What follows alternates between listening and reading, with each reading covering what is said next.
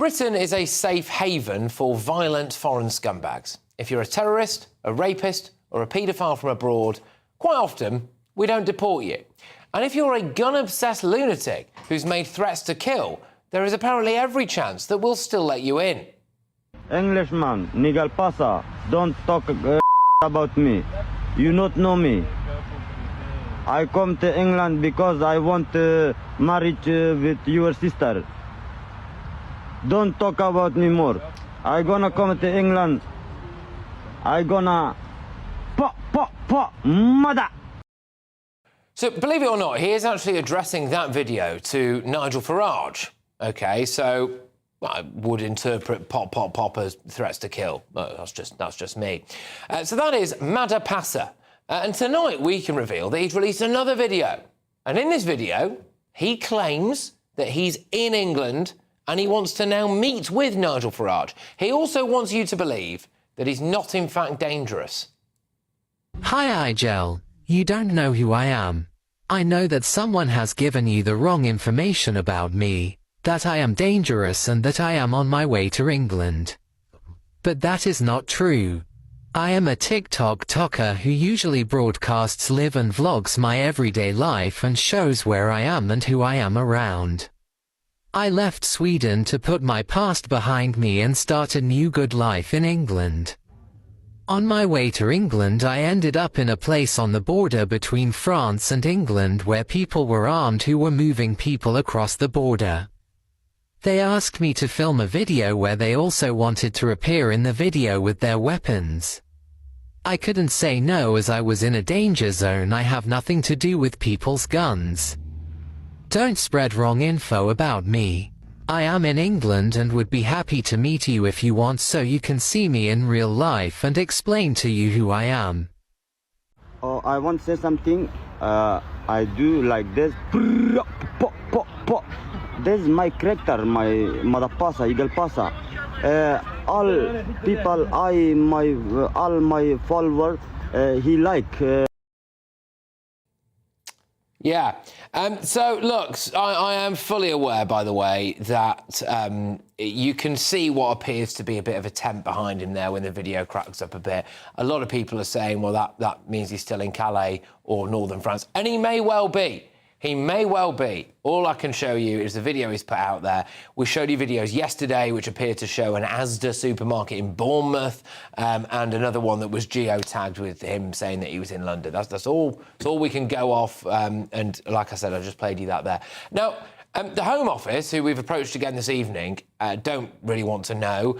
We did contact the police twice today. Again, they have not bothered to get back to us. But, yeah, there we go. He did mention there, though, that he was just surrounded by other people's guns, that he doesn't like guns himself. He's got one tattooed on his face. He doesn't like guns himself.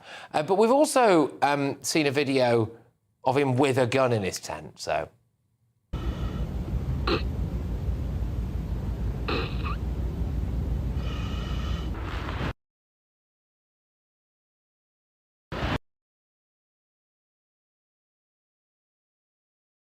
Yeah, just ripping a homemade bong, sitting next to a gun in a tent.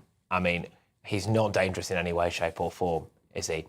Anyway, another example of the fact that we don't clearly have a border at all is today's person. It is Dragos Henter. He was sent to prison and then deported from Britain after a campaign of sickening abuse against a woman that saw him pin her down in a restaurant at knife point and threatened to slice her face off. He said that he wanted to make her look like the Joker and would cut her up with a screwdriver if she ever spoke to another man. Can you guess what happened? Well, 17 days after we deported him, he was arrested for drink driving in Dundee. So he just paid someone 10 grand to bring him back to Britain and he went right back to where he'd been abusing that woman for 4 years. When police got hold of him, he told them that he'd just come back again if we deported him. And he will, won't he? Because we'll let anyone in. Look, the Great Britain that people fought and died for has been turned into a playground for foreign criminals. Let's get our thoughts on my panel this evening. We've got writer and broadcaster Emma Webb. We've got the director of the Centre for Migration and Economic Prosperity, Stephen Wolfe, and former Labour Minister Bill Rammell. Emma, Where to start? Our mate Madapassa. So that's the thing there of him saying he's not a threat, but he's in a tent with a bong and what appears to be a gun. Would you let him in?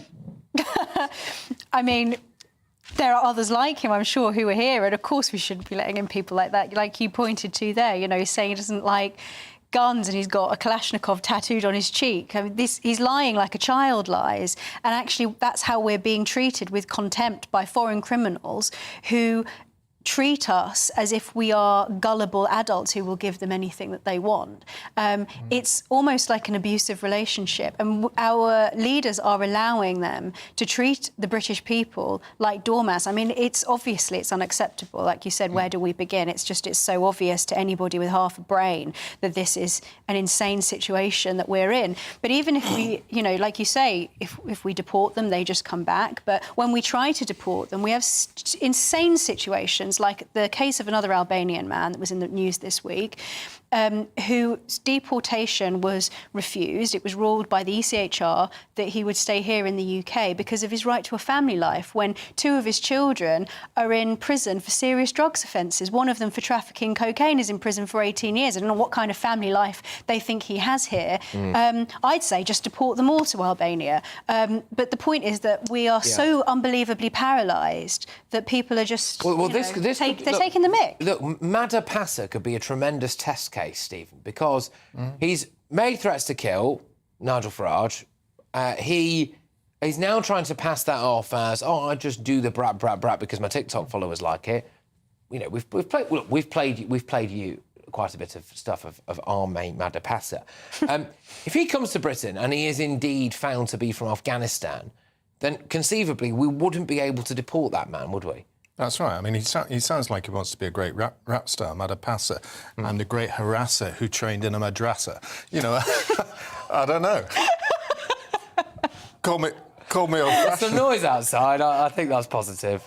Call me old-fashioned, but when you get a man like that, you just don't want him in the country in the first place. No. And this is why I say that, to a certain extent, there has to be a consideration about whether we withdraw ourselves from the European Courts of Human Rights. We have to assess how those laws have been implemented into our common law and come through our judiciary to give ourselves the weapons and the capability of being able to remove them much more quickly. Otherwise, we'll continue to see them coming in. And it's a danger. I mean, if I was Nigel Farage, I would actually be quite frightened if this man comes in, because I don't believe the pop was something he was doing for TikTok. But not just Nigel Farage. I mean, if the guy's got a gun tattooed on his face, don't let him in the country. It's really not that complicated. It implies to me. Bill, go on. Well, what's your hot take on Madapassa? I've actually got a question mark about whether it's for real. And never underestimate that, you know, the Russians, for example... Never underestimate how charitable you can be. Who put out stuff that is fake news and completely untrue. That's got several elements that strike me as untrue. But if he's for real, of course he shouldn't come into this country. And the second case you talk about... it's horrifying. But, you know, when I was on your show last week, I was highlighting the fact that actually under this government, we actually launched the biggest deportation flight in history, 200 people to Brazil, Bill, and there have been others... It doesn't matter because they just come back. Well, our Romanian lad there was a 4-year campaign of horrific domestic abuse against a woman who threatened to carve her face open, all this stuff. We put him in prison here for a bit. When he's in prison, he has his sentence extended because they found him with a load of SIM cards, which you're not supposed to have in prison. We then deported him to Romania, 17 days. He's found 10 grand from somewhere, obviously vulnerable, 10 grand from somewhere. He's back here again, drink driving around Dundee.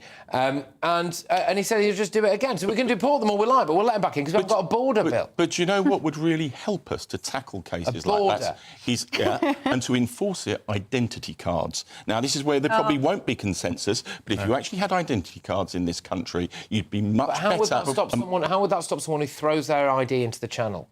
It wouldn't. And that's it would stop him getting access to a whole range of things that other people in the country do because he wouldn't have identity. We're having to change our history and culture to satisfy these people who don't appreciate our history and culture and absolutely ignore it. And I think one of the things that's really fascinating is how the Labour government turned around and said, we don't believe that Rwanda was a deterrent And yet, what have we just heard over the last few days from the European Union? Von der Leyen even considering that they need to have Rwandan-style schemes in Rwanda. No, but that's about offshore processing. It's not about people sending people there permanently. But that's the Albanian model that they're doing in Italy. Can I just say, look, we've got this aspiring rap megastar.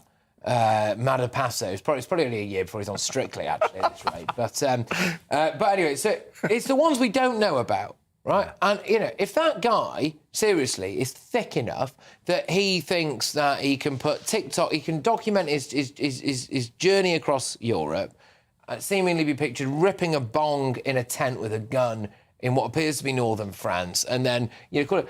He's obviously absolutely still confident but he wasn't we're going to let him in. He wasn't the first TikTok migrant to come across on the channel. If you remember, about 18 months ago, there was that couple. They were actually videoing themselves on the boat as they came across on TikTok. What happened to them? Yeah. They seem to disappear into the ether. But it just begs the question, though, Eamon, doesn't it? You know, what are we paying the French for? If that bloke is sitting in a tent, whether or not he's here, I don't know. We don't know. We've only got what he's saying and some of the videos he's put out. You know, I've not, well, you think you'd recognise him if you bump into him in the street, wouldn't you? Which has not happened. But, you know, what are the French doing? You've got a bloke there wandering around, and he's openly saying in this other video, you know, these guns, lads, they weren't mine. It was just all the other people in Calais with the guns. Well, what are the French at? Well, it's like bailing, like you were saying, we've got no border. It's like bailing water out over a wire fence. It just comes straight back through again. The situation is ridiculous. And I think, you know, this guy, I'm more cynical than you are. I think he's done this video, so, this might not play very well when I actually do manage to get into the UK. Or maybe once he's here, he thinks, this might get me into trouble because it looks like I'm threatening somebody's life in this country that I now want to make my home. Yeah. And so he's decided, I'm going to just lie like a child would lie with some ridiculous story about why I didn't mean it, etc., etc. And as you say, you know, there's another video where he's got a gun in the background, whatever. But I think people know they can take the mick because they have taken the mick, and because we know the French don't do anything. We don't effectively have a border. And to your point about identity cards, do you really think that identity cards are going to stop Albanian criminal gangs? I don't think so. It can be a contributor to the solution. And if he's for real, and I still think there's a question mark about that, then the authorities need to hit him for six and tackle him. The solution is not identity cards. The solution is deporting people. Absolutely. And this government has deported more people on one flight and in history. Come back in again. No. You've got one case where people come back in. Can I ask on this, though? As it currently stands, under this government, Madapasa rocks up, right? Yeah. He's in Dover, right? And he would be allowed to claim asylum. He would be allowed... And then he'd have to be assessed. And then he'd have to be assessed. Yeah. Then we could reject him, and he can appeal. And then we could reject him again, and then he could become a devout Christian, and then he can stay. So what is this government going to do to stop that? Well, we're going to do what the last Labour government did, which was significantly increase the processing of asylum claims and reduce the numbers. And in terms of deportations, we deported about 33% more people per year than the last Conservative government did. That's only reducing the numbers on the claimant list. And when I look through the numbers of 2000, 2001 and 2002, which was 103,000 asylum applicants in 2001, which was roughly the number, slightly more than that, we still allowed about 60%, but there was 40% who were rejected.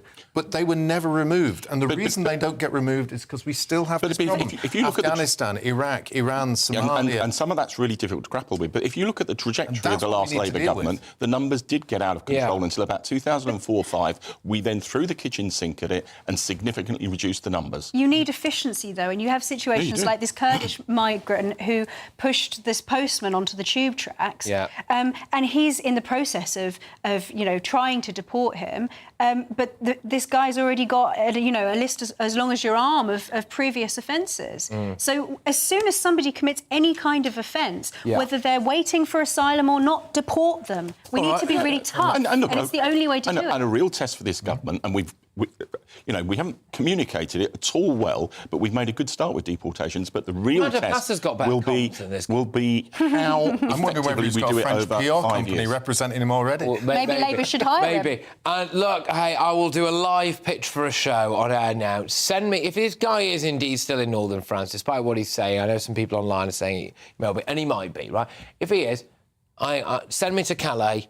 I want to go, or Dunkirk, or wherever he is. I want to have the sit down with Madapasa. I want to have it. Get it out there on this show. Let's meet the guy. If he says he's open for a conversation, and he's changed his ways, I'd like to go and meet him. So, you know, how much does it... Well, I want to see the police target him to stop him coming in the country. Well, yeah, exactly. Maybe we could bring a police officer with me. Anyway, right, talking of giveaways... You might need one. Yeah. Turns out Madapasa's not changed, and I'm in real trouble, actually.